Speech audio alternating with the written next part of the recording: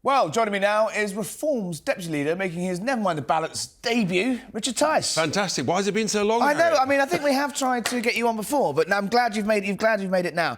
Look, before we get into lots of issues, I just want to talk to you about Alison Pearson, the Telegraph journalist who had a knock on the door on Remembrance Sunday from Essex Police, who have basically said, you know, you've tweeted something, they won't tell her what it is, and it's being treated as a non-crime hate incident.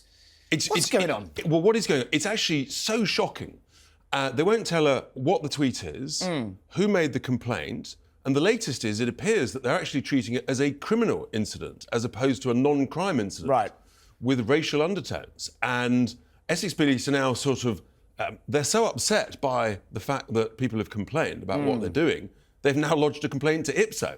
I mean, it's mind-boggling. apparently it's unethical for a journalist to write about getting a door knock, but it's not unethical for the police to knock on journalists' doors. I mean, it is extraordinary, and you know, thankfully, Alison's got a platform to talk about it. But it turns out there are hundreds, if not thousands, of people who are getting these knocks on the door, and are unable to do anything about it, and then are left sort of literally hanging in the air for a year or two, whilst the police decide whether or not to do anything. I actually think British citizens would quite like them to focus on stopping real crime, knife crime, rapes, theft, shoplifting, all that sort of stuff is what the police should be focusing on, not policing the tweets. What's going on? Because, I mean, this isn't just a new thing that's happened under Labour. This has sort of happened under the Tories as well.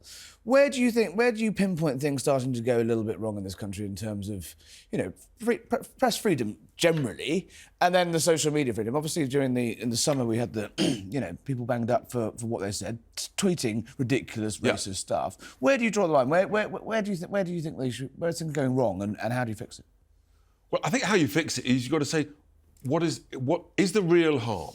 And I think most of this stuff, and particularly when people realise they've tweeted something daft the wrong time of the day, and they apologise, delete it. Look, where's the real harm? And I just think most of this stuff, you know, inciting hatred and violence is against the law. Yeah, fine, but you've actually got to prove that. And so I think it went wrong about 5 or 6 years ago. Social media is so new.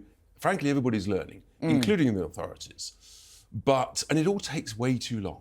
And so I think that, unfortunately, I think this government is even more authoritarian and are quite happy to try and suppress debate. And so it may suit some of the sort of what I call slightly woke police. Is it the government, or is it the fact that police are just out of control and have too many levers they're able to pull? I don't think it's the frontline officers who I think, and judging by Alison's comments, are feeling rather embarrassed that they're asked to sort of essentially carry out their master's bidding and stuff they don't really understand. They're not sure why they're there.